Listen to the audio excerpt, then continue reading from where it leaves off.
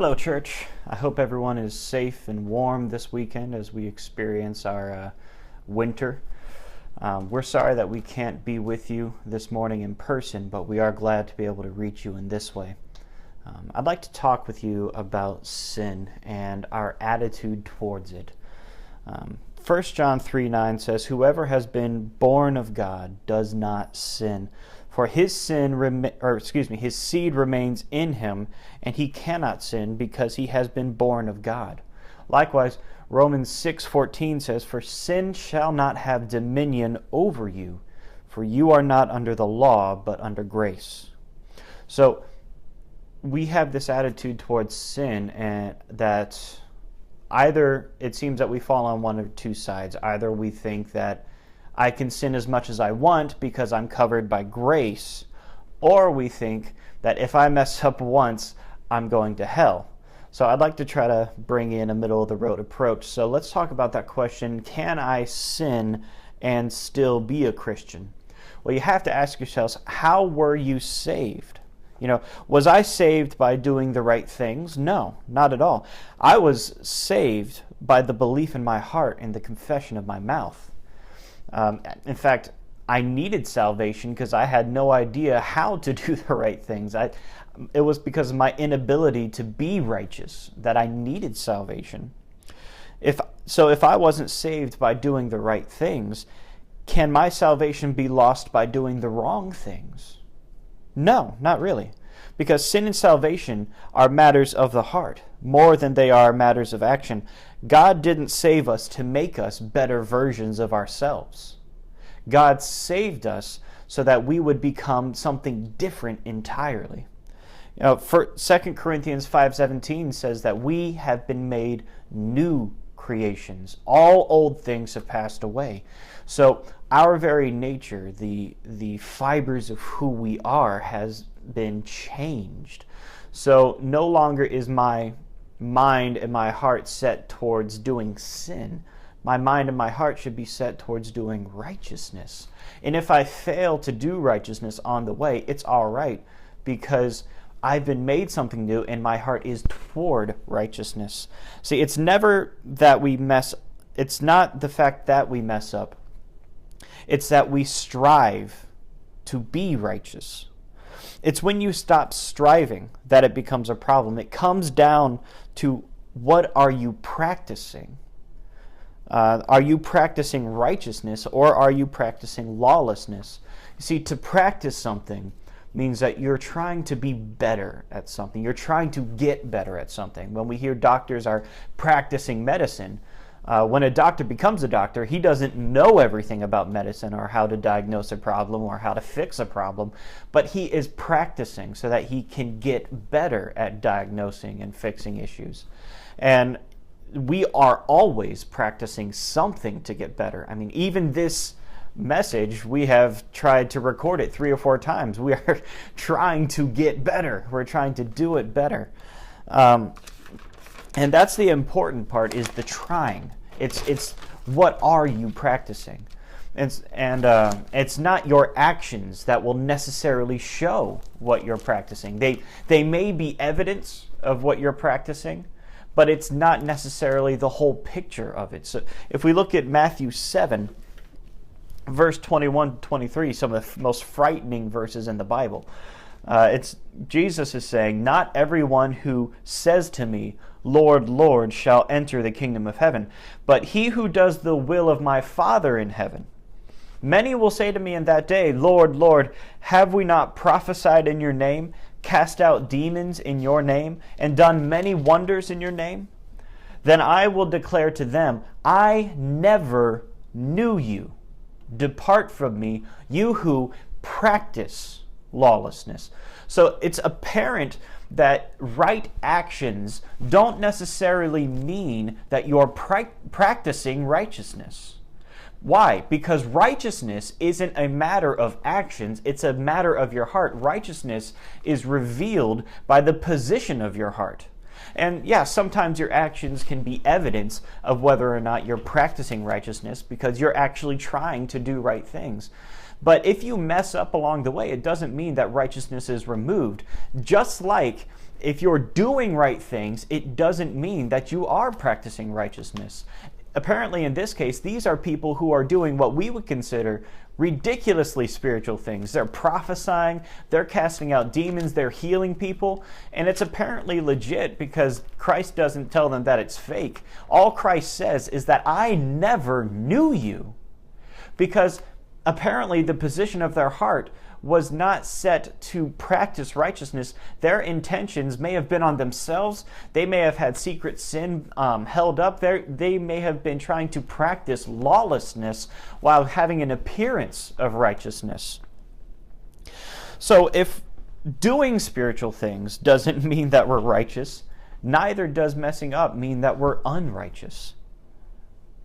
It's all about what you're practicing. It's all about where your heart lies.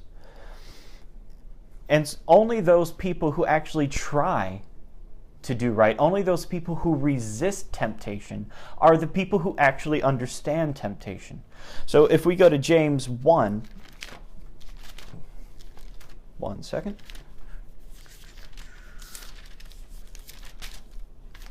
And if we read 2 through 4, it says, "My brethren, count it all joy when you fall into various trials, knowing that the testing of your faith produces patience." That word means endurance. "But let patience have its perfect work, that you may be perfect and complete, lacking nothing." And then if we drop down to verse 12, it says, "Blessed is the man who endures temptation, for when he has been approved, he will receive the crown of life, which the Lord has promised to those who love him." So it's the people who actually try to resist temptation. It's the people who actually strive against it. Those are the people who grow spiritually. Those are the people who will see righteousness, who will see that reward given to them. It's those people whose heart is set against sin and whose heart is set towards righteousness. You see, most of the times when we sin, I feel like we barely even try to resist it, because we feel an urge to do something and we just act on it, because we have no control of our desires, we have no control of our urges. But we are called to be more than that. We are called to have power over ourselves. You are called to be the master of your own desires. So unless you resist temptation, you won't actually grow. You won't actually get stronger. It requires help. And guys, guess what? Sometimes you're not going to resist successfully. Sometimes you are going to fail, but it's the fact that you did resist. It's the fact that you tried. You are building strength, the strength training, resistance training. You are building the strength to, in future, overcome that temptation, to walk in righteousness as your heart desires to. Paul even said, I know the right things to do, but I don't do them. I actually do the things that I hate to do.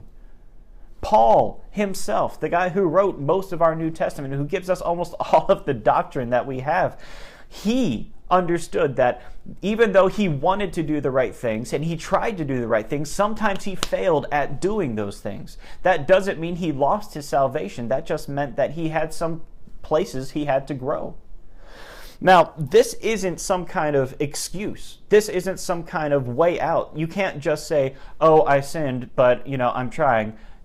If you're lying to yourself, it doesn't give you an excuse to sin. It gives you an excuse not to sin.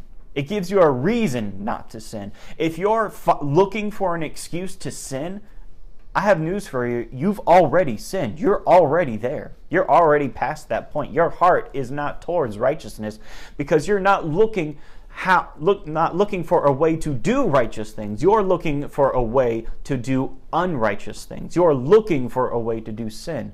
And that is a revelation of your heart. Just like if you're trying to find out how far you can go before it becomes sin, you've already crossed that point. Because you're not trying to find out how to be righteous. You're trying to find out how far away from righteousness you can go before it becomes a problem. You see, you can't hide these things from God. You can't hide your heart from God. He sees it. God understands it. He told Samuel, look, you look on the outside, you look at the flesh, you look at the actions, but I look at the heart. I see the most inward parts of man. God is not fooled by the righteous actions we do. God is not fooled by those things. God knows what you're trying to do. And this is why it's possible for a struggling drug addict to be closer to the heart of God than a pastor who is hiding adultery. Because the key is that the drug addict is struggling. He's trying to do something. He's trying to resist. Even though maybe he fails a lot, he's at least trying. But the person who's hiding their sin so that no one can find out, the person who's still indulging sin while trying to put on this picture of righteousness, that person has given in to sin and their heart has turned from righteousness. God knows your heart beyond all things. You see, sin and salvation are matters of the heart. So, can you sin and still be a Christian? Yeah. Because it's a matter of your heart. But you can't practice sin and remain a Christian, for God knows your heart and He knows where your intentions lie. So I encourage you, if you're dealing with sin, don't be discouraged by failure in resisting it. Don't give up on resisting it. Constantly resist it. Always strive to be righteous. Always strive for that perfection which God intends for you. Because that is where your heart lies. If your heart lies towards righteousness, don't give up. God is with you on this. The Bible says that Christ was tempted in every way so that he could be an understanding. He could understand what we go through, the temptation that we face. He was tempted in every way. That's incredible to me. That means Christ was tempted by every sin that we deal with. And we don't like to think that way, but that, according to James, we're tempted when we're drawn by our desires. That means Christ had desires that were not righteous desires. But the key is that He did not allow those desires and those temptations to overtake Him. He strove towards righteousness and He accomplished it. Just because you're tempted, just because you have wrong desires, and even just because you fall, doesn't mean you have fallen out of God. You are safe within God's grace. Now, I will remind you, though, that if you are trying to find ways to do what you want without technically sinning, you've already done it. You've already stepped out of that. So check your heart. Look for the righteous things of God. Try not finding out how far you can go before it becomes sin. Instead, try to find out what you can do to remain and to stay on the path of righteousness. We love you. We hope to see you guys soon. Have a great day.